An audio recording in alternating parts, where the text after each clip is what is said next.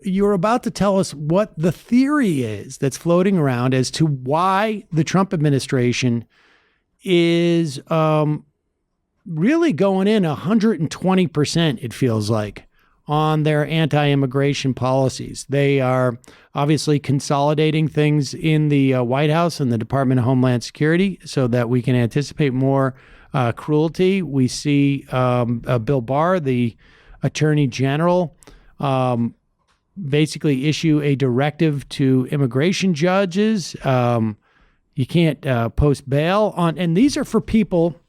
So there's a couple of measures of screening, right? The first level of screening is when you are deemed to have a legitimate case for asylum. It's not adjudicating the case, but it's just deemed that you cross the first threshold, right? You can't just come across the border, say I have a case for asylum, and then you get caught up in the system. There is a sort of a first level assessment, and these people are assessed by U.S. officials and deemed to possibly have a case for asylum.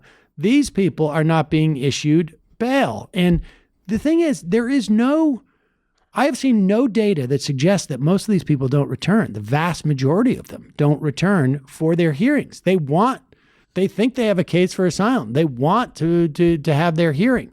So it's strictly punitive measure. And at the break, you were suggesting that there's actually an electoral strategy behind this. What could it be? Well, it's interesting, and it kind of surprised me because I had thought, look, his base is his base. They love him. They hate immigrants. Whatever he does is going to be fine. It doesn't really matter. And he'll just say he did things. I mean, he's saying he's building a wall that he isn't building, and his people are going, that's great. Look, the wall is terrific. So, I'm thinking, what's the point of this? Well, as it turns out, Ron Brownstein, sort of delved more deeply into some of the latest polling, and what he in the Atlantic, you can go find it there. He does a lot of great analysis. He's one of my favorite political analysts, and what he found is that the Republican base, and I'm talking about the Republican base writ large, not the hardcore Trumpers, which are most of them, but not all of them. There are some other Republicans in there, but immigration is the one issue that binds them. All of them, not just the hardcore Trumpers. It turns out, and there are a couple of reasons for this. The first is that the Republican Party itself has now sort of withdrawn into white enclaves. Mostly rural America. They've kind of withdrawn a little bit from the suburbs. They're no longer really represented at all in the metro centers. So they're now much more distant from any kind of diversity, and the social science says that the further away you are from a diverse population, the more homogenous your population is, the more hostile you are to immigration. Those of us who live in big cities, like you and me, it's just a normal part of life. We don't even think about it. I mean, that diversity makes me happy. Right. I feel like when I'm walking down the street, I feel like I'm a citizen of the world. I like that. But for people who live out apparently in these rural areas and in small towns, they're just not used to it, and they're very disturbed by the possibility. So that's where the Republican base is really centered.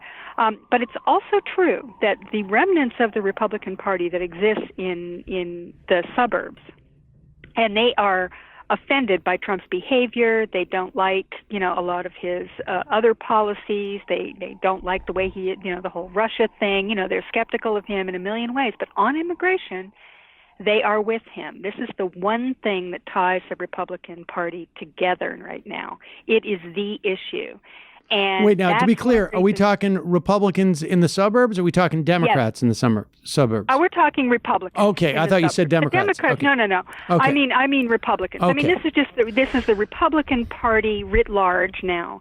That one issue is one that they hope to make so preeminent in the campaign that it overshadows everything else and ensures that Republicans and Republican-leaning independents, I should add them, will stick with Trump, even though they hate him. But this issue, they think, may be the issue that keeps them together. So you can see why Trump would ratchet this up. Okay.